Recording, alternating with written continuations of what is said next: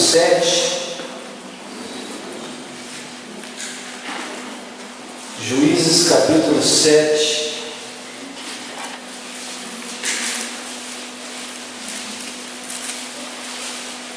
Versículo 1 em diante.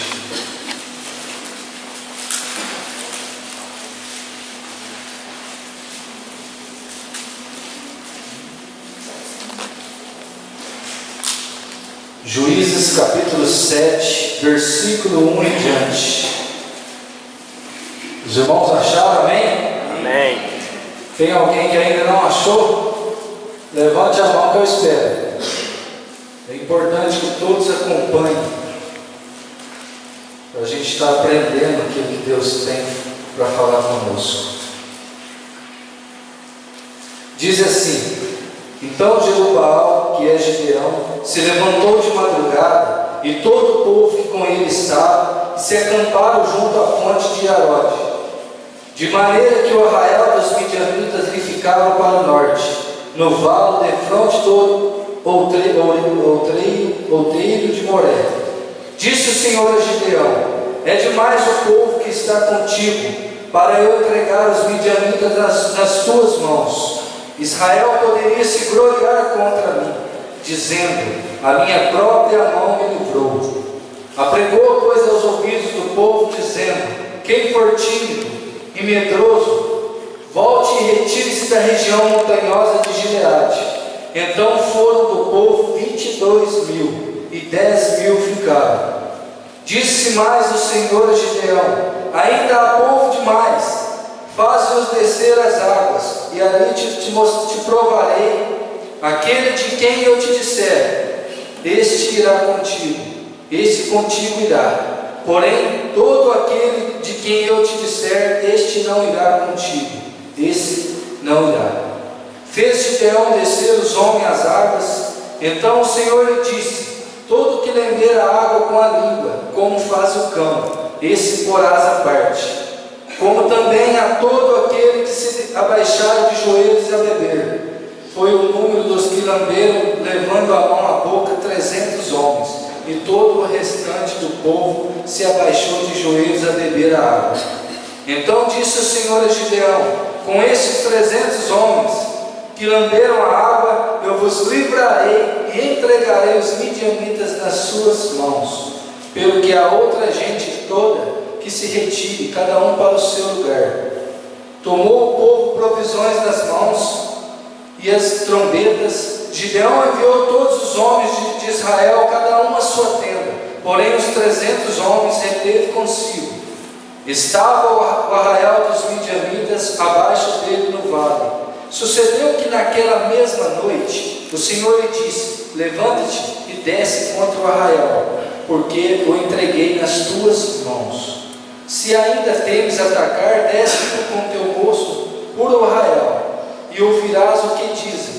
Depois, fortalecidas tuas mãos, descerás contra o arraial. Então desceu ele com o seu moço até a vanguarda do arraial. Os midianitas, os amalequitas e todos os povos do Oriente cobriram o vale como gafanhotos em multidão, e eram seus camelos em multidão inumerável, como a areia que há na praia do mar. Amém, irmãos? Feche seus olhos.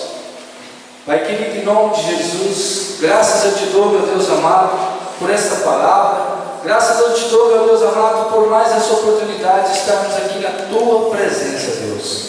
Meu Pai, fala conosco aqui nessa noite, Pai, que o teu Espírito Santo revela aos nossos corações os teus propósitos para essa noite, meu Deus. Aquilo que a tua palavra vem falar aos nossos corações, que possamos guardar, meu Deus amado, e jamais permitir que o inimigo venha e roube essa palavra do nosso coração, Deus. Por isso, meu Deus, guarda, meu Deus amado, a vida de cada um que está aqui nessa noite, meu Pai. Fala, Espírito Santo, usa a minha vida, Senhor, para falar, Senhor, com o teu povo nessa noite, ó Pai. Porque eu sei, meu Deus, que nós estamos aqui porque nós queremos ouvir a direção do Senhor, meu Deus, porque nós precisamos do Senhor, ó Pai. E que sentir, meu Deus, o que seria de nós, o que seria de mim aqui em cima, Pai, se não for a direção do Senhor para as nossas vidas, Pai. Por isso nos ensina, Pai, nos direciona, fala conosco, meu Pai, e jamais permita, meu Deus, que venhamos afastar da Tua presença, Pai. Espírito Santo de Deus, fala conosco mais uma vez nessa noite, meu Pai, no nome poderoso de Jesus. Amém. Amém, irmão? Glória a Deus, né? Irmãos, um texto interessantíssimo para nossas vidas. Aqui está falando da história de Gideão. O povo de Israel, depois da morte de Josué, ficou um longo período sem um rei, sem um líder. Eles ficaram um longo período sem alguém para comandar eles ali. E sempre, durante esse período todo, fez-se um ciclo no meio do povo de Deus. Com os tempos, eles adoravam a Deus, eles serviam a Deus, eles buscavam a Deus, e com o passar do tempo, eles se afastavam de Deus. E esse ciclo foram por muitos e muitos anos, por vários e vários anos foi esse ciclo. O povo buscava a Deus, clamava a Deus, serviam a Deus, mas com o tempo eles se afastavam de Deus. E eu gostaria de chamar a atenção por esse texto, para falar a respeito dos líderes, daqueles líderes que Deus tem levantado sobre a tua vida e sobre a minha vida. Qual a importância dos líderes na nossa vida? Porque naquela época, irmão, sempre que morria um líder, alguém que estava à frente do povo de Deus, o povo se afastava, o povo se desviava do caminho do Senhor. Por isso que a importância, a liderança que Deus pôs sobre a tua vida. Como é importante a liderança de Deus, a liderança da igreja, como é importante, porque é a liderança quem vai trazer a direção de Deus para a tua vida. É através da liderança que Deus direciona o seu povo, que Deus escolhe o que é melhor para a sua igreja. A importância da liderança. E o povo obedecia a Deus por uns tempos, e por uns tempos eles se afastavam de Deus.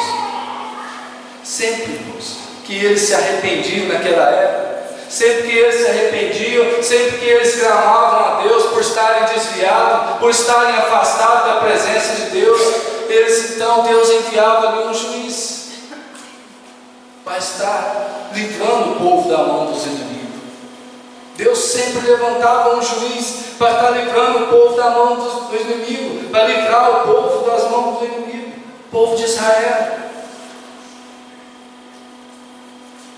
Porque o povo vivia sofrendo. Naquela época o povo vivia sofrendo, porque os midianitas, fala aqui que os midianitas, eles estavam sempre atrás do povo de Israel, do povo de Deus. Eles roubavam as suas comidas, eles roubavam o seu gado, e o povo de Israel, eles viviam escondendo.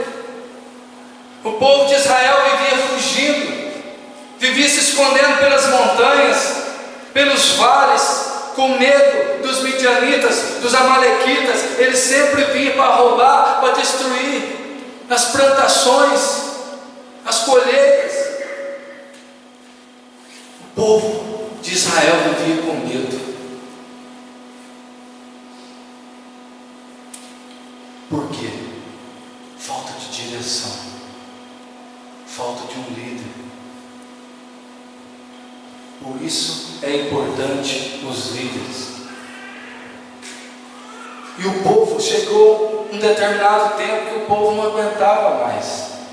O povo não aguentava mais aquela situação, sempre fugindo, sempre correndo. E todas as vezes que eles se afastavam, que eles fugiam, eles tinham que guardar alimento o suficiente só para eles sobreviverem. Eles escondiam, porque senão os midianitas, eles roubavam tudo. Eles destruíam completamente as as plantações do povo de Deus. Resumindo, o povo de Deus, escolhidos por Deus, viviam com medo. O povo vivia com medo, vivia assustado, porque não havia uma liderança. Durante um longo tempo, depois da morte de Josué, o povo ficou sem uma liderança. Por isso que é importante o líder, os líderes, para trazer direção do povo de Deus. Amém? Amém. Pergunta para o seu irmão: você não está com medo não, né, irmão? Porque, irmãos, durante o tempo das nossas vidas, às vezes surgem algumas circunstâncias e nós passamos a ter medo. Durante circunstâncias da nossa vida, durante uma dificuldade, sempre nós às vezes passamos com medo.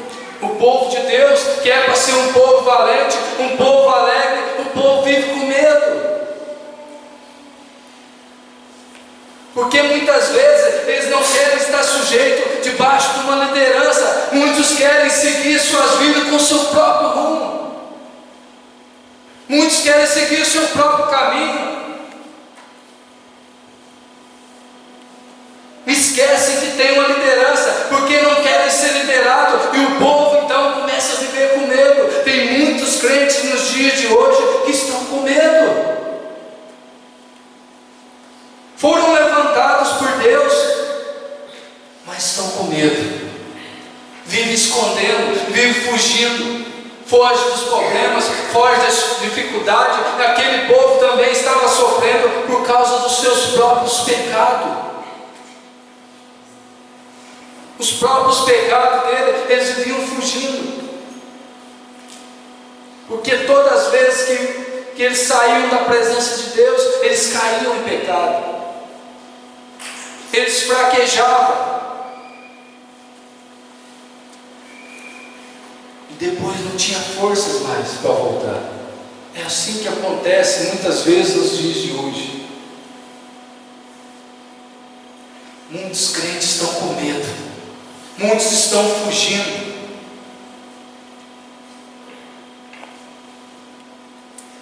Por isso que tem os líderes. Por isso que tem os líderes da igreja. Por isso que Deus levanta os líderes para poder liderar o povo, para poder te dar uma direção, para poder te orientar. É por isso que existem os líderes. Mas enquanto o povo de Deus quiser seguir com suas próprias pernas, sem estar debaixo de uma liderança, eles vão viver com medo, eles vão viver sofrendo. E esse povo, irmãos, eles não aguentavam mais. Nós não aguentamos mais essa vida de viver escondendo, de viver fugindo. Até que chegou a geração de Gideão. Deus então chama Gideão. Gideão era, se eu não me engano, o 5º juiz aqui no livro de Juízes. Deus então chamou Gideão, falou para Gideão, olha, falou com ele ali, mas Gideão, ele também tinha medo. Se a gente for ver na história aqui, ele era tímido, ele era, nossa, eu não, eu sou pequeno, a minha tribo é pequena, a minha família é simples, é humilde. Mas Deus escolheu Gideão. Mas só que, primeiro, Deus teve que converter Gideão. Primeiro Deus teve que converter Gideão. Como assim converter Gideão?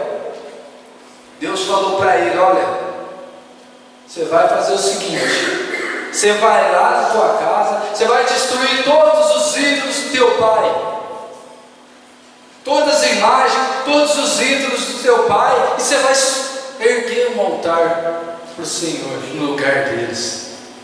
Pensou? Que missão, né? Destruir tudo ali. O pai dele era muito ligado a esses ídolos, essas imagens. E ele então reuniu os homens ali, e o Senhor falou: não, eu sou contigo, pode confiar que eu estou contigo. E resumindo, irmão, não vou estender muito isso, porque não é o propósito da minha mensagem nessa noite, mas ele fez vários propósitos com Deus ali. Alguns já conhecem essa passagem, os irmãos podem estar lendo depois, eu não vou estender muito, mas ele fez um voto com Deus da lã lá, de molhar a terra e deixar a lã seca, outra hora de molhar a lã e deixar a terra seca. Então ele foi provando Deus, e Deus foi abençoando e mostrando que Deus era com ele, que Deus era fiel com ele. Mas, continuando aqui, Deus então precisava primeiro converter Gideão. Gideão então foi lá e destruiu todos os ídolos do seu pai, reuniu ali o povo junto com ele ali, uns homens junto com ele ali das tribos, e foram lá e destruiu todos os ídolos da casa do seu pai. Primeiro, para que nós sejamos usados por Deus, para que nós sejamos abençoados por Deus, nós temos que destruir todas as influências de pecado dentro da nossa família. Amém? Pergunta para a pessoa que está do seu lado: você quer ser um vencedor?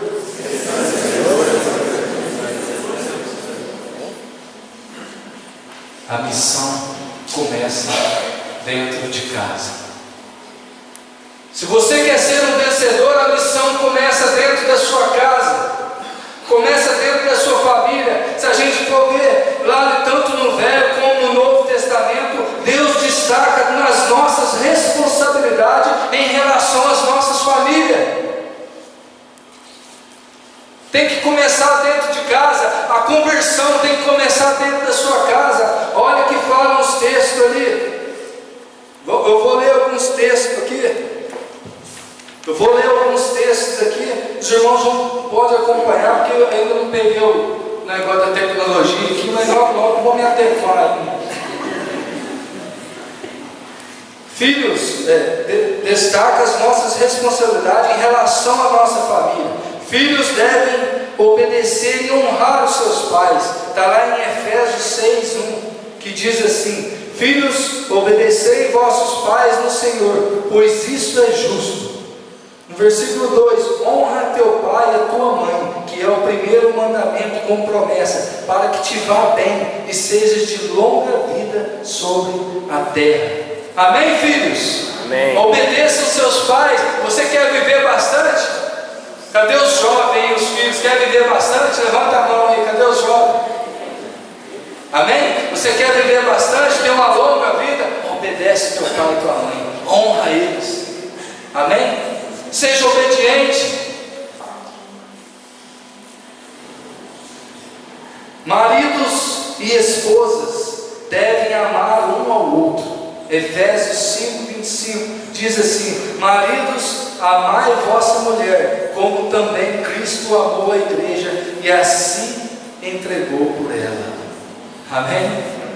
Conversão começa dentro de casa. Fala aí, teu irmão, a conversão começa dentro da sua casa. Você tem que amar a sua esposa. Esposa, você tem que amar o seu marido. Filhos, honra seu pai e obedeça. Em 1 Pedro 3,7 fala assim também: marido, vós igualmente vivei a vida comum do lar, com discernimento e tendo consideração para com a vossa mulher, como parte mais frágil. Sei que é meio durão aí, ó. Presta atenção nessa palavra. Tratai-a com dignidade, porque sois juntamente herdeiros da mesma graça de vida, para que não se interrompam as vossas orações. Amém? Olha o quanto isso é importante. Você ter um lar abençoado, você estar em comunhão com sua esposa, com seu marido. Olha, as suas orações não vão ser interrompidas. O pastor um dia citou aqui, né? Se tiver alguma desavença, não Não tem como, se eu tiver uma desavença com a minha esposa, como que eu vou subir para pregar aqui? Não tem como, irmãos.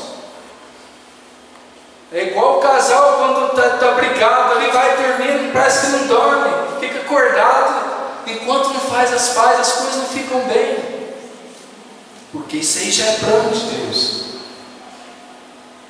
Amém? Em Tito 2, 4 e 5 diz também, a fim de instruir as jovens recém-casadas. Está falando aqui para as mulheres mais experientes agora, para as mulheres mais velhas, mais experientes, a fim de instruírem as jovens recém-casadas a amarem ao marido e aos seus filhos, a serem sensatas, honestas, boas donas de casa, bondosas, sujeitas ao marido. A mulher está olhando cara feia. Para que a palavra de Deus não seja defamada. Amém? Olha o quanto é importante. Mulheres, estejam sujeitos aos seus maridos. Maridos, estejam em comum acordo com suas mulheres. Amém? Os pais devem instruir seus filhos, criando-os nas disciplinas e admoestação do Senhor. Está em Deuteronômio 6,6. Diz assim: essas palavras que hoje te ordeno estarão no teu coração, tu as inculcarás aos teus filhos, e delas falarás assentado em tua casa, e andando pelo caminho, e ao deitar-te e ao levantar-te. Pais, você tem que destruir os seus filhos. Destrui seus filhos a andarem no caminho do Senhor, nas disciplinas de Deus. É o que está falando aqui. Senta ele lá na tua casa, senta ele lá no banquinho e fala: olha, filho, Deus quer que você seja um filho abençoado. Eu te amo, meu filho. Obedeça ao teu pai, observe aos pais também, tem que ser exemplo, irmãos. Não adianta nada querer instruir teu filho se você não é exemplo dentro da tua casa. É o que a palavra de Deus está falando aqui. Não é que eu estou sendo duro, não, mas é Deus que está falando. Nós temos que ser exemplo para os nossos filhos, para poder então instruir eles a andarem no caminho do Senhor. Amém? É o que está falando a palavra de Deus. Senta lá, está andando com teu filho, olha, meu filho, não comete o mesmo erro que teu pai cometeu um dia, não. Chega de noite antes de deitar, vai lá, faz uma oração. É o que está falando o tempo todo. Esteja instruindo a sua família. Amém? A conversão começa dentro de casa, irmãos. Gideão, antes dele ir para essa batalha, primeiro teve que se converter. Deus teve que se converter Gideão. Um dos alvos de cada servo de Deus é de influenciar sua família para servir ao Senhor. Amém? Um dos alvos de cada servo de Deus é de influenciar a sua família a servir ao Senhor. Em Josué 24:15 diz assim, vamos abrir lá em Josué 24:15 para nós acompanhar? Mas não sai de Juízes não, né?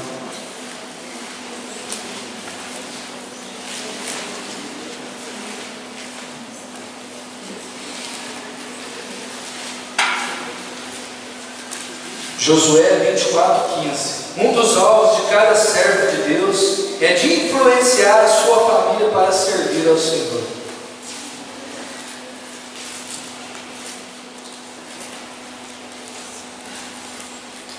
Diz assim: porém, se vós parece mal servir ao Senhor, escolhei hoje a quem servais.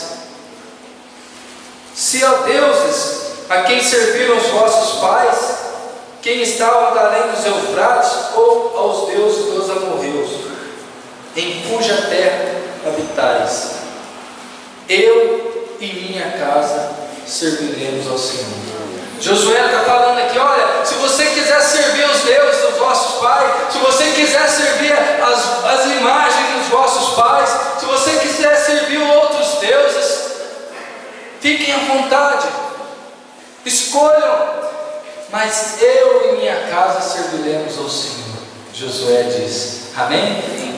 Eu e minha casa serviremos ao Senhor. A salvação começa dentro de casa, irmãos. Quer ser abençoado por Deus? Você quer ser um vencedor? Amém. A salvação tem que começar dentro da sua casa. Amém? Depois Gideão vai para a batalha. Gideão então foi para a batalha com 32 mil homens. De todas as tribos ali, ele escolheu 32 mil homens para poder ir para a batalha. Por quê? O povo já estava cansado de sofrer. O povo já estava cansado de sofrer, e essa história tinha que ser mudada. O povo de Deus não podia viver nessa situação com medo, fugindo. Tinha que ser mudada. E Deus então falou, não, vamos mudar essa história. Vamos mudar a situação do povo. E Gideão então foi para a batalha com 32 mil homens.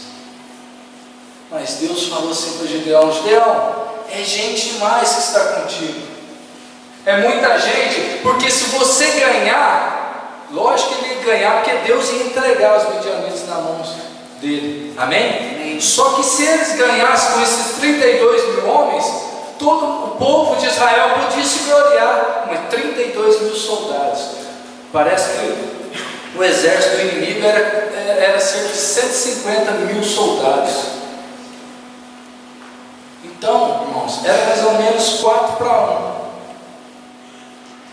E se a gente for ver, Deus falou, não, mas se você ganhar, então o povo de Israel pode se gloriar, mas as tuas próprias mãos derrotaram, porque eram soldados valentes, eram guerreiros, eram escolhidos.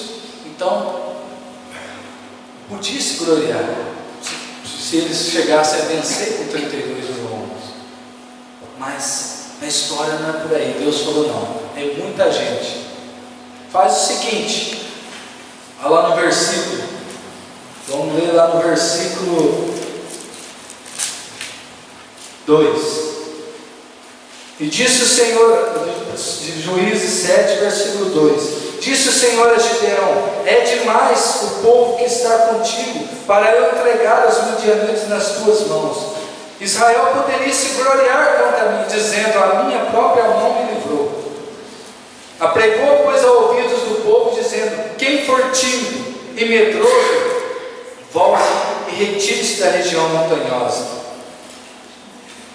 Olha o que Deus está falando. Da montanhosa de Gileade. Então voltaram do povo 22 mil, e 10 mil ficaram. Irmãos, agora você imagina, a palavra de Deus fala que o exército dos midianitas era enorme, eram muitos homens, eram muitos guerreiros ali, soldados. Aqui está falando que eles eram os seus camelos em multidão inumerável, como uma areia que há na praia do mar. Dá para contar a areia que tem na praia do mar, irmãos? Fabinho aí que sempre vai na praia. Era pouco camelo, irmãos. Agora, cada camelo tem um soldado em cima. Então você faz ideia. Com 32 mil homens, já era pouco. Deus ainda mandou 22 mil embora. Sobraram 10 mil homens. Mas Deus falou, não, é muito ainda. Ainda é muito homem. Faz o seguinte, você vai fazer, olha a estratégia de Deus. Preste atenção, irmãos. Preste atenção que no final dessa mensagem vocês vão ver qual que é o propósito que Deus tem para a tua vida nessa noite.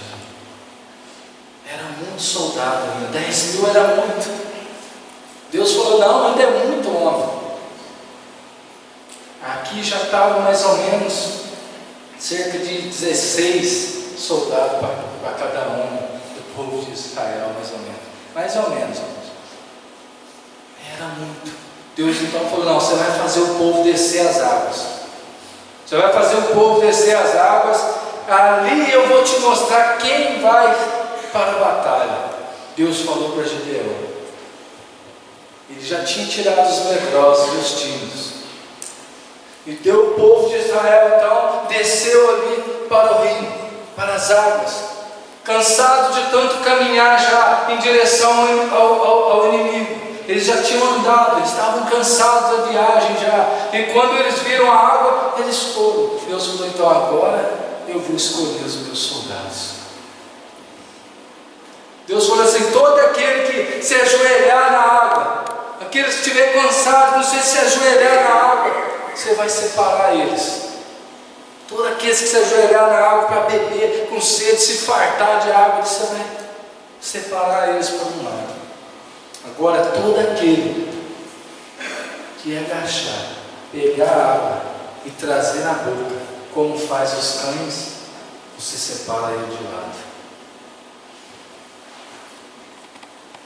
9.700 homens se fartaram de água, eles estavam com sede, eles não estavam preocupados se o inimigo estava se aproximando ou não, eles queriam saciar a sua sede, eles queriam mergulhar naquela água ali, eles foram então e mergulharam naquela água, se fartaram de água. Mas por que Deus falou: separa aqueles que trouxerem a água à boca? Sabe por quê, irmãos? Porque estavam atentos e os outros estavam distraídos. Eles estavam preocupados em saciar a sua sede, e não estavam preocupados se o inimigo estava se aproximando. Eles queriam se fartar ali de água, enquanto os outros traziam a água e observavam se o inimigo estava se aproximando ou não. Eles traziam a água à boca, mas estavam atentos, observando se o inimigo se aproximava. Eles estavam atentos o tempo todo. E esses foram 300 homens contra 150.000 do inimigo que se aproximava.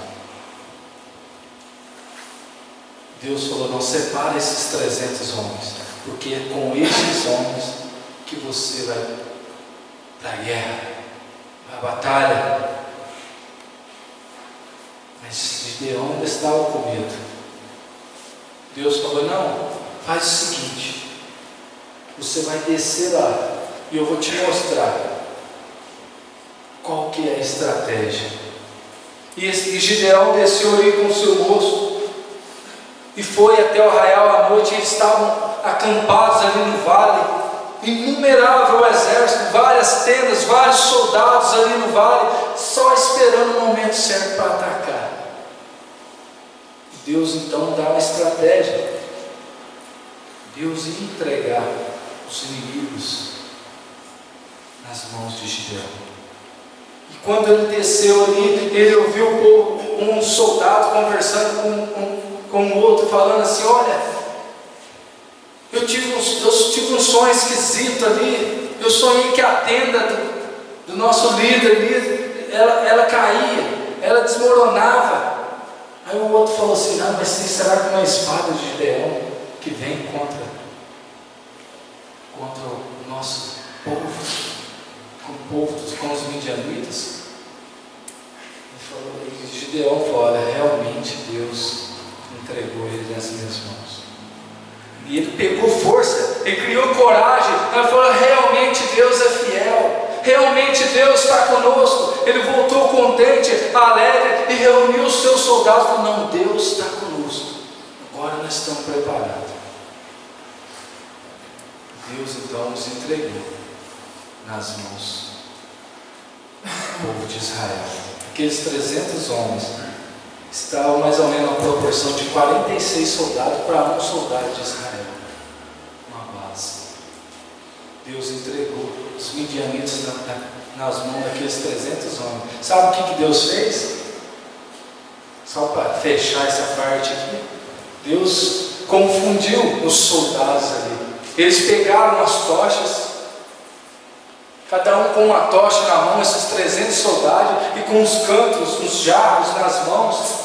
e umas trombetas, cada um com uma trombeta na mão, e rodearam todo esse exército dos midianitas, dos amalequitas. Eles rodearam em volta deles, assim como aquele soldado teve no sonho. Ele sonhou ali que tinha tipo uma coluninha de fogo ali, que voava para a roda da tenda do rei. Então eles rodeavam o acampamento de todos esses soldados, e cada um se pôs em posição. E quando Gideão deu o sinal, todos eles ao mesmo tempo tocaram a trombeta, quebraram os cantos e andavam e marchavam por Gideão, por Israel. E os soldados ficaram assustados, corriam de um lado para o outro, eles não sabiam o que fazer e começaram então a matar uns aos outros. Eles ficaram desesperados e uns começaram a matar um ao outro com a sua própria espada. E assim Deus entregou os midianitas nas mãos do povo de Israel, somente com as trombetas. Eles não tiveram trabalho. Depois, passado, sei que eles foram atrás dos outros que fugiram, e acabou derrotando todo esse exército inumerável. Amém?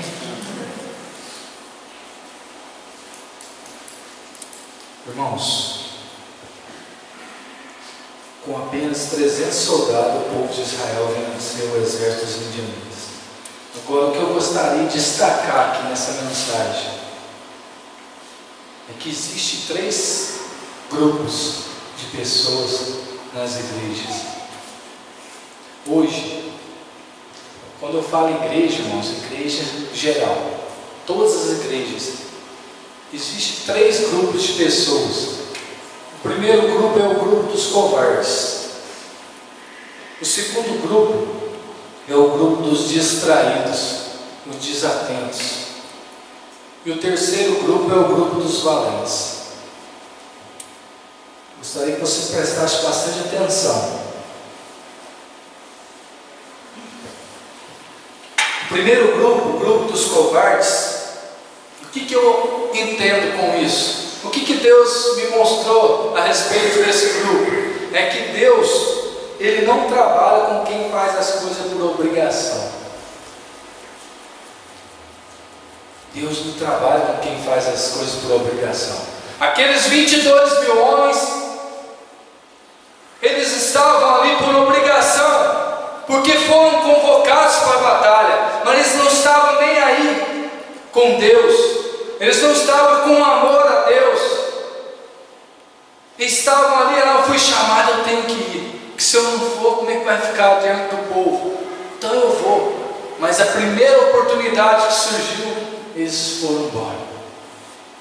Quando Deus falou, quem for tímido e covarde, volte para casa, porque não serve para estar no meu exército.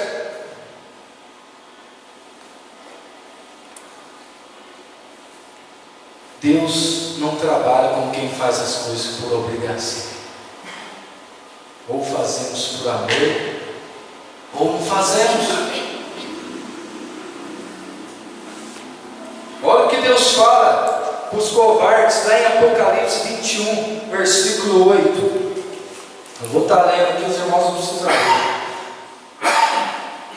Quanto, porém, aos covardes, aos incrédulos, aos abomináveis, aos assassinos, aos impuros, aos feiticeiros, aos idólatras e a todos os mentirosos, a parte que lhes cabe será no lago que arde com fogo e enxofre, a saber, a segunda morte.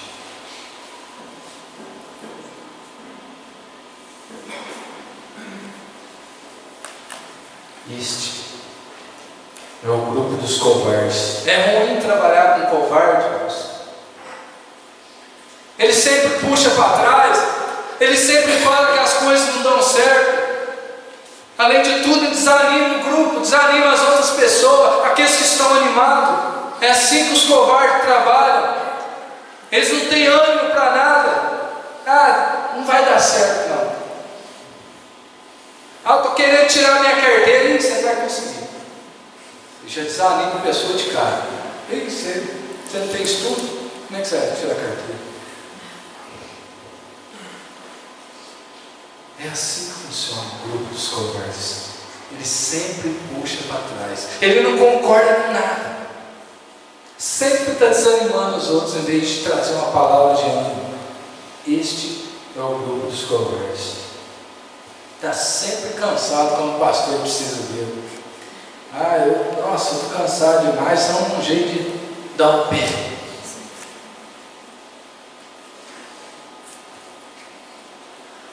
Você lembra dos 12 espias? Lembra da passagem dos 12 espias? Havia 10 covardes ali no meio desses 12 espias. 10 covardes ali. Nossa, nós não conseguimos entrar nessa terra não. Nós só tem gigante. Eles vão esmagalhar nós ali como gafanhoto. Nós não conseguimos entrar. 10 covardes. Só 2 corajosos. Não, nós vamos vencer. Se nós chegamos até aqui, nós vamos entrar. Somente 2 desses 12 espias, lembra? Ali de Moisés. 10 covardes. Fugiram. Estavam com medo, escondendo. Passaram com tanta dificuldade, mas na hora que precisou deles, estavam com medo. Eles fugiram. Esse é o grupo dos covardes, irmãos. O segundo grupo, nós estamos encerrando já, irmãos. Está chegando a hora. É o grupo dos distraídos ou desatentos.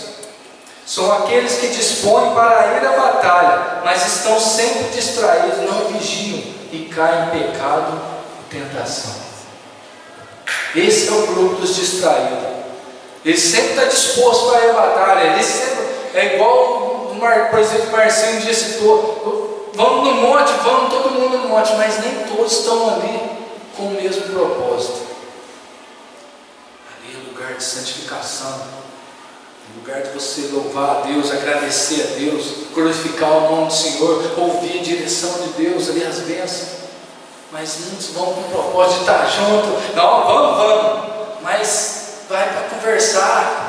Outros vão por companhia, para que é bom, está todo mundo junto, conversando, alegre, mas não estão com o mesmo propósito, estão distraídos. Estão sempre dispostos a fazer a obra, mas não vigiam, não oram. Esse é o grupo dos distraídos. Nós temos que orar, temos que vigiar, porque senão, irmãos, nós caímos em tentação, nós caímos em pecado. Esses são os distraídos. Deus não pode usar eu e você enquanto não estivermos totalmente despertos e atentos. Pastor, se eu não estou enganado na mensagem de domingo, ele citou uma passagem aqui de Marcos 14, 37, 38, que quando Jesus subiu no monte lá para falar com Deus, quando ele voltou, os discípulos estavam dormindo. Ali em Marcos 14, eu vou ler aqui, só para nós. Jesus voltando, achou-os dormindo e disse a Pedro: Simão, tu dormes? Não pudeste vigiar nem uma hora? Vigiai e orai, para que não entreis em tentação. O espírito, na verdade, está pronto, mas a carne é fraca. Estavam distraídos. Jesus subiu ali e eles pediu para que eles ficassem orando e vigiando ali. Eles dormiram, distraíram. Jesus não pôde usar eles enquanto eles não estavam atentos. Jesus não pode usar a minha vida e a sua vida se nós não estivermos preparados, atentos. Amém? Os irmãos estão entendendo? Amém. Está terminando já, irmãos.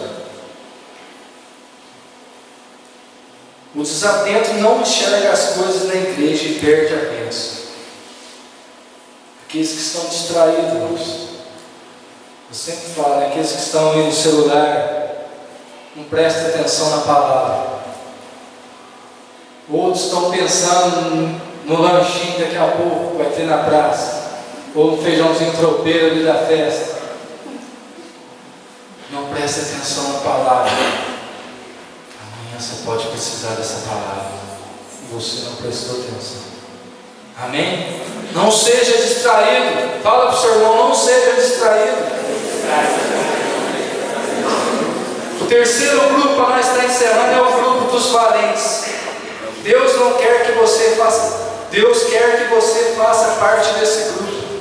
Amém? Deus quer que você faça parte desse grupo. Se você, irmãos, está aí em um desses outros dois grupos aí, dos desatentos ou dos covardes, pula para esse grupo dos valentes. Ainda tem vaga para você. Amém? Ainda dá tempo. Os valentes conhecem a Deus e é conhecido por Ele. Amém?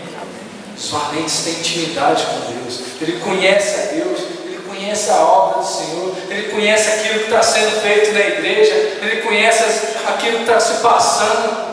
Ele está atento na palavra, e quando vier as dificuldades, situações difíceis, olha, aquela palavra serve para mim. Eu vou me erguer, eu vou me levantar. Eu sou um valente de Deus. Amém? Amém. Olha o que Deus fala. Olha, os valentes, né, não são muitos, são poucos, mas são suficientes. É um grupo especial. Olha o que Deus fala, diz a igreja de Sardes em Apocalipse 3:4.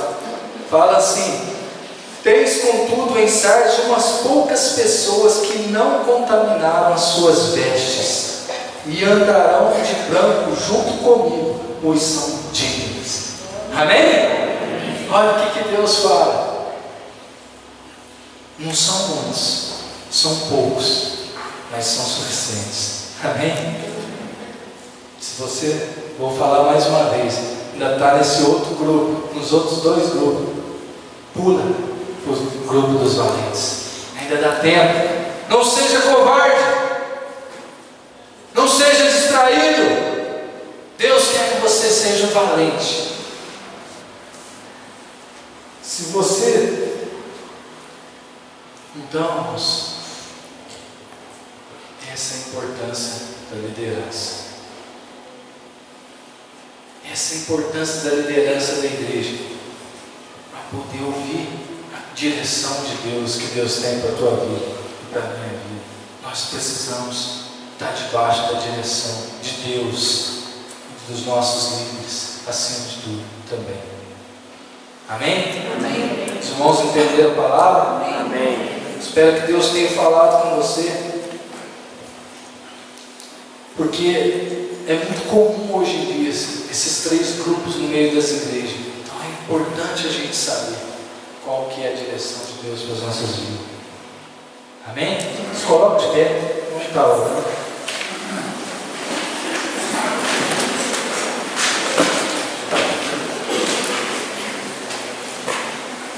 Amém. Feche seus olhos então. Pai querido, em nome de Jesus, meu Deus amado, eu te louvo, meu Deus, e te agradeço, meu Pai, por essa palavra, pela direção que o Senhor tem nos dado a cada dia, ó Pai, que nós possamos, meu Deus, a cada dia mais, Deus, estar, Deus, debaixo, Senhor, das Tuas mãos, dos Teus propósitos, Pai.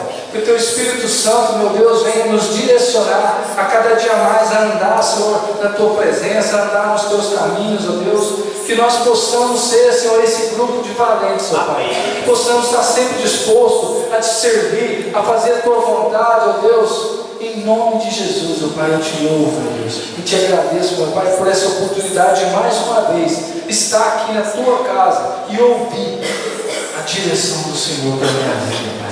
Em nome de Jesus. Amém. Amém, irmãos?